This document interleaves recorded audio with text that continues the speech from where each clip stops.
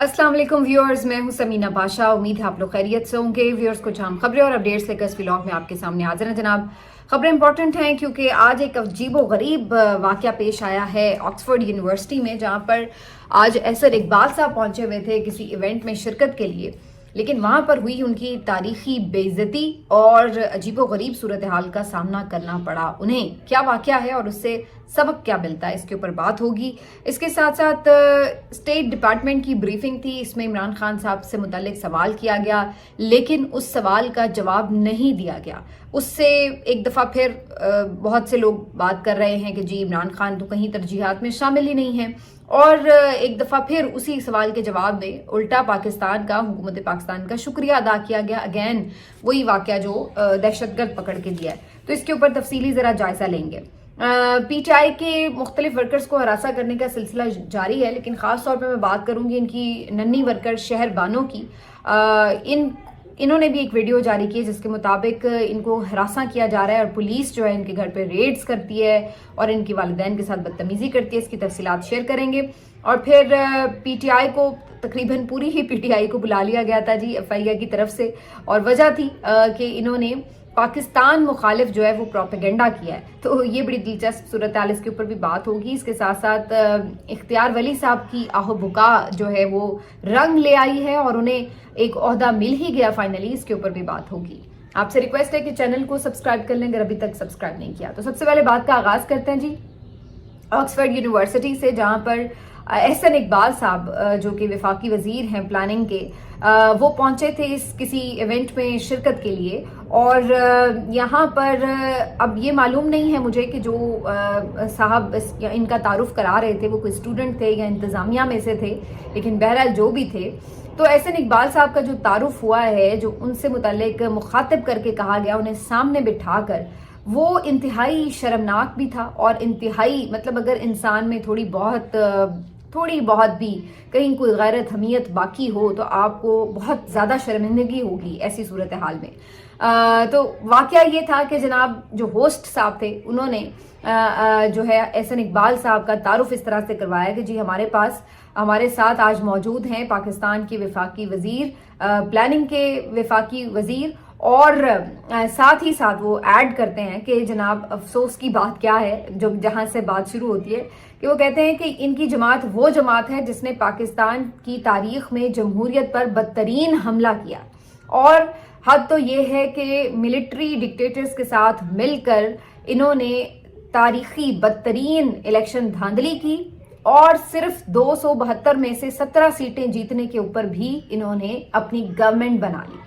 तो आलमी सतह पर आपको शर्मिंदगी का सामना है, बेइज्जती का सामना है, आपको लोग आईना दिखा रहे हैं। या तो आप मीडिया कंट्रोल कर ले जो ये धांधली की बात करे, जिस तरह से आपको अगर एहसास दिलाए कि आप लोगों ने क्या किया है इस मुल्क के साथ, इस मुल्क की जमहूरियत के साथ, इस मुल्क के अवाम के एतमाद के साथ, तो आप लोग क्या करते हैं कि उसको नौकरी से हटवा देते हैं, उसको स्क्रीन से ऑफ एयर करा देते हैं, उसको आप मुकदमात में उलझा देते हैं, उसके ऊपर आप टॉर्चर करते हैं, उसको अगवा करवा लेते हैं, उसके घर पुलिस भेज देते हैं। तो वही फस्तायत के हथकंडे आप इस्तेमाल करते हैं। लेकिन इसका मतलब ये नहीं है कि आप हकीकत बदल सकते हैं, क्योंकि हकीकत सबको पता चल चुकी है। वो चाहे पाकिस्तान के अंदर बच्चा हो किसी भी इलाके का, और चाहे वो आलमी दुनिया हो। ये अलग बात है कि आलमी दुनिया के अपने अपने मफादात होते हैं, अपनी तरजीहात होती हैं और अपने तरीक़ाकार होते हैं, तो वो उसके अकॉर्डिंग चल रहे होते हैं। लेकिन ऐसा नहीं है कि दुनिया में किसी को पता नहीं होता, या आप कह सकते हैं कि जी आपने बड़ी धूल झोंक ली है और आप दुनिया को बेवकूफ़ बना सकते हैं। तो ये बिल्कुल सूरत हाल है नहीं। इसका एक जो आपके सामने आज मजहर है वो ये भी है कि आप कहीं पर दुनिया में जा रहे हैं तो आप रुसवा हो रहे हैं, और ये हम आपको पहले से बता रहे थे कि ये होगा, क्योंकि जब आप जाली मैंडेट के ऊपर वजीर आजम बनते हैं, वजीर आला बनते हैं, वजीर बनते हैं, अपनी गवर्नमेंट बनाते हैं, तो आप ये समझते हैं कि शायद सबको आप बता देंगे कि जनाब ठीक हो गया सब, लेकिन ऐसा होता नहीं है।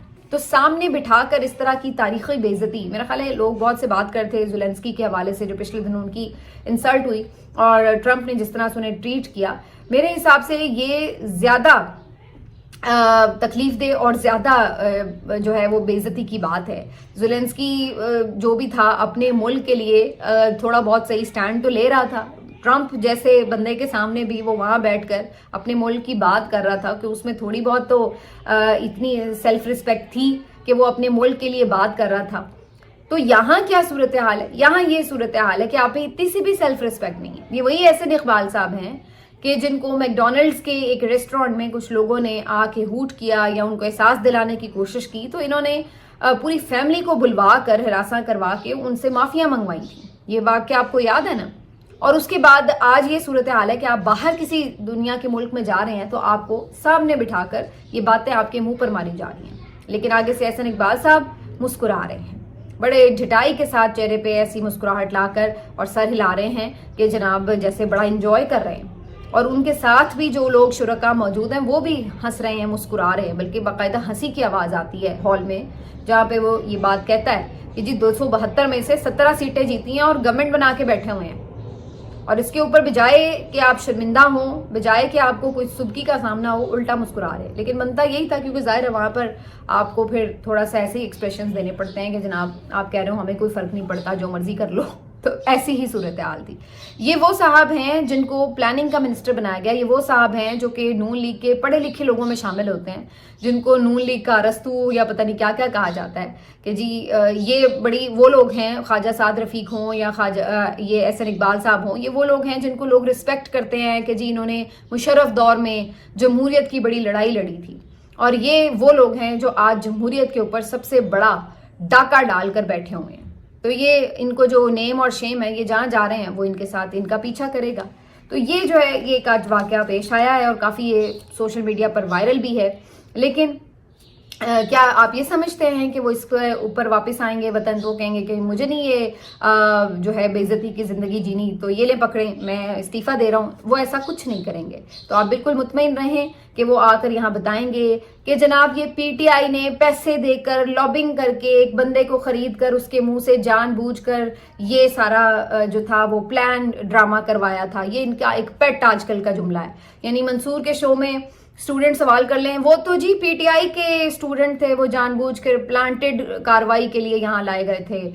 کہیں پر یہ باہر نکل جائیں, وہاں کوئی ایسا واقعہ پیش آئے, یہ تو جی پلانٹڈ لوگ تھے پی ٹی آئی والے. تو اب یہ اس کا بھی یہی الزام ہوگا کہ یہ تو پلانٹڈ بندہ تھا پی ٹی آئی کا اور اس نے پیسے بھی لیے ہوئے تھے. تو یہ صورتحال ہے. تو یہ اس طرح اب الزام انہوں نے یہ لگانا, لیکن اس سے حقیقت چھپتی نہیں ہے. پتہ تو آپ کو اندر سے ہے کہ آپ لوگوں کے ساتھ ہو کیا رہا ہے. بہرحال دوسری طرف اسٹیٹ ڈپارٹمنٹ میں آج جو ہفتہ وار بریفنگ ہوتی ہے اس سلسلے میں مختلف سوالات کیے گئے. تو عمران خان صاحب کی رہائی کا سوال بھی سامنے رکھا گیا اور پھر جو ابھی دہشت گرد کو حوالے کیا گیا امریکہ کے, اس سے متعلق بھی بات ہوئی. تو جہاں تک عمران خان صاحب کی رہائی کی بات ہے, اس کو شاید 2-3 سوال تھے, تو شاید میرا خیال ہے کہ جو اسپوکس پرسن ہیں ان کو اب یہ معلوم نہیں ہے. اس کی 2-3 وجوہات ہو سکتی ہیں کہ انہوں نے اس سوال پہ رسپونڈ نہیں کیا. ایک تو وجہ یہ ہو سکتی ہے کہ 2-3 سوال اکٹھے تھے, تو ہو سکتا ہے کہ ان کے ذہن سے یہ اسکپ ہو گیا ہو. دوسری وجہ یہ ہو سکتی ہے کہ ابھی ان کو کوئی اس بارے میں پالیسی دی نہ گئی ہو, کوئی گائیڈ لائن ہو ہی نہ کہ اس کے اوپر اگر ایسی بات ہو تو اس کے اوپر جواب کیا دینا ہے.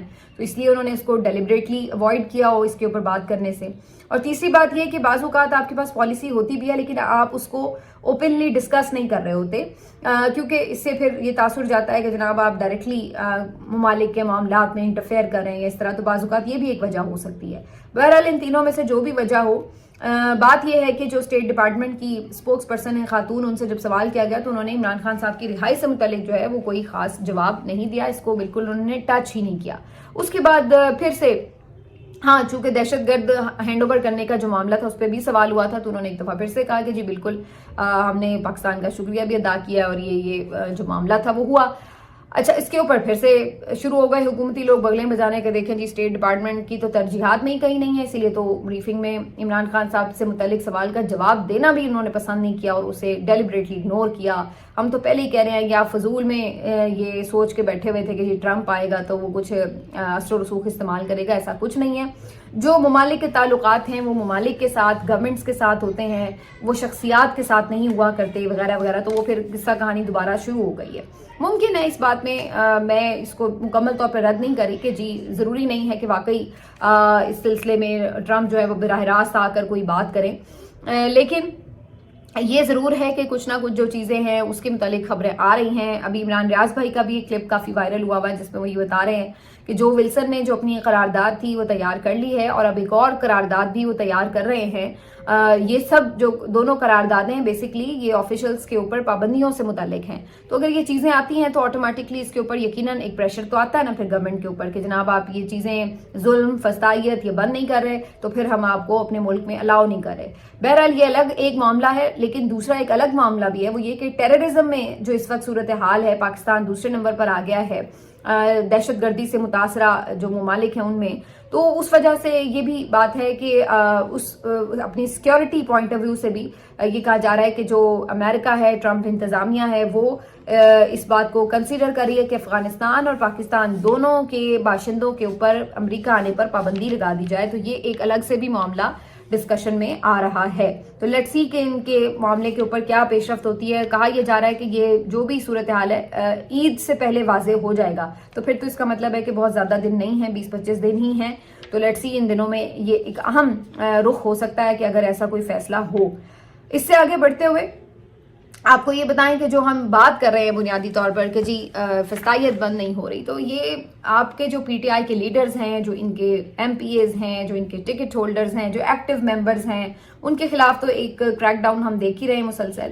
لیکن سوشل میڈیا کے بھی جو ان کے ایکٹیوسٹ ہیں وہ بھی محفوظ نہیں ہیں اور خاص طور پر جو پاکستان میں موجود ہیں وہ تو پھر جہاں ان کو لگ جاتا ہے موقع ہاتھ اور یہ فوری طور پر کوشش کرتے ہیں کہ ان کو خاموش کرا سکیں. تو شہر بانو صاحبہ جو ہے یہ ایک ننھی کارکن ہیں پی ٹی آئی کی جو کہ آپ کو ہر جلسے جلوس احتجاج پر بھی نظر آتی ہیں اور اس کے ساتھ ساتھ سوشل میڈیا پر بھی ایکٹیو نظر آتی ہیں.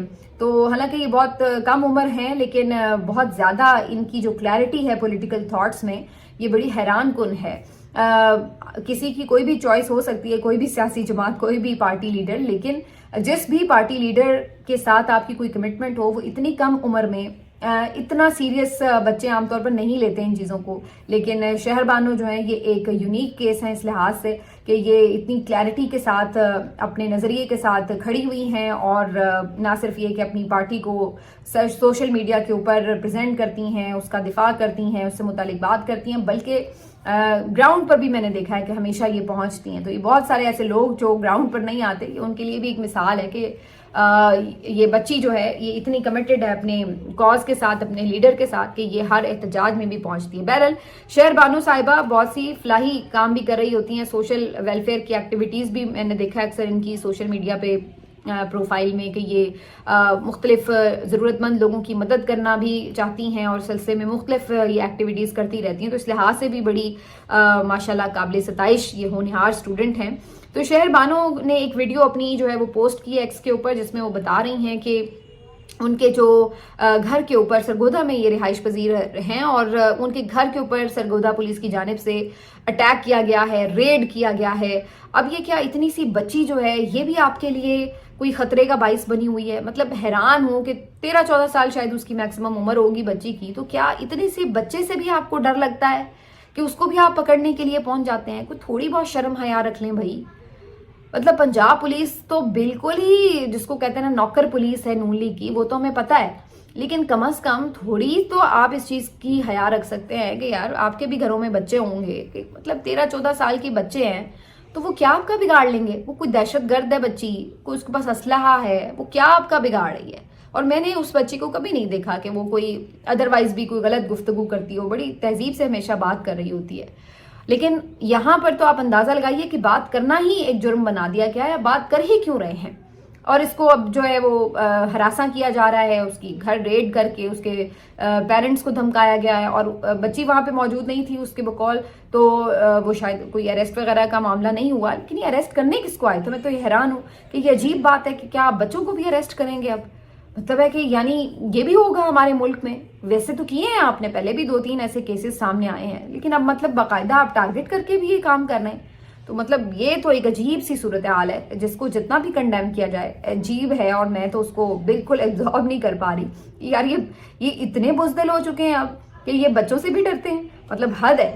اس سے تو بہتر ہے جا کے ڈیالہ والے کے پاؤں پکڑ لیں یار. معافی مانگ لیں آپ اس سے اگر آپ کی یہ حالت ہو گئی ہے کہ شہر بانو بھی 13-14 سال کی چھوٹی سی شہر بانو جو ہے وہ بھی آ کے اگر آپ کو خواب میں ڈرا رہی ہے تو اس سے بہتر ہے کہ آپ پھر ڈیالہ والے کے جا کے نا پاؤں ہی پکڑ لیں, یہی آپ کا حل ہے.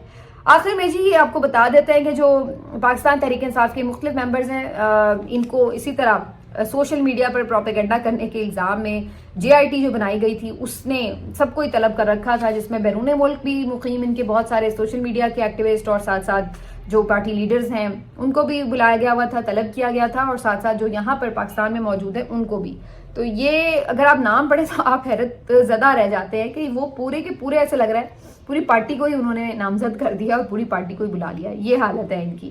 اختیار ولی صاحب PMLN کے خیبر پختونخوا سے تعلق رکھنے والے ایک بڑے جاندار لیڈر ہیں, اور بڑی انہوں نے ورکر کی سطح سے محنت کر کے یہاں تک پہنچے ہیں, اور انہوں نے الیکشن بھی لڑا تھا, لیکن چونکہ نون لیگ کا تو ویسے ہی صفایا ہوا پڑا تھا الیکشن میں, تو یہ بھی ہار گئے, نہیں جیت سکے. لیکن جہاں تک ان کی اپنی جماعت کے لیے قربانیاں اور خدمات ہیں وہ یقیناً بڑے کمیٹڈ ورکر رہے ہیں, اور نواز شریف صاحب کا انہوں نے اس طرح سے ساتھ نہیں کبھی چھوڑا. اب ہوا یہ تھا کہ پرویز خٹک صاحب کو چونکہ کیبنٹ میں شامل کیا گیا تو اختیار ولی صاحب جو تھے اس کے اوپر کافی بھڑک گئے, اور انہوں نے پھر بہت زیادہ اپنا مقدمہ لڑا مختلف ٹی وی پلیٹ فارمز کے اوپر, ٹاک شوز میں اور سوشل میڈیا پر بھی اس بات کا کھلے دل سے انہوں نے اپنی قیادت کے ساتھ شکوہ کیا کہ ان کو اگنور کر کے ان کے مخالف کو, جن کو ساری زندگی وہ گالیاں دیتے رہے, برا بھلا کہتے رہے, ان کو اٹھا کے آپ نے کیبنٹ میں رکھ لیا ہے, تو ہم نے بھی اسی علاقے میں رہنا ہوتا ہے, ہم کس منہ سے لوگوں میں جائیں گے. تو وہ بڑا اس پہ انہوں نے احتجاج کیا. فائنلی چونکہ بندر بانٹ تو لگی ہوئی ہے, جس کو جو مرضی عہدہ دے دو, کون سا کوئی پوچھ رہا ہے آج کل. تو جناب شہباز شریف صاحب نے انہیں بلا لیا اور وہاں پہ ان کے ساتھ معاملات طے کر لیے. انہوں نے کہا کہ جی ہم آپ کا خیال کریں گے. آج یہ پتہ چلا ہے کہ ان کا وزیر اعظم کے کوآرڈینیٹر کی حیثیت سے ایک نوٹیفیکیشن جاری کر دیا گیا. اب یہ کوآرڈینیٹر کون سا عہدہ ہوتا ہے مجھے نہیں معلوم. ہمارے ٹی وی چینلز میں تو کوآرڈینیٹر جو ہے وہ ایک جاب ہوتی ہے جس میں وہ بس کال شال ملا کے دیتے ہوتے تھے لوگ, اور لائن اپ کرتے ہیں گیسٹ وغیرہ. تو مجھے نہیں پتا کہ کوآرڈینیٹر کا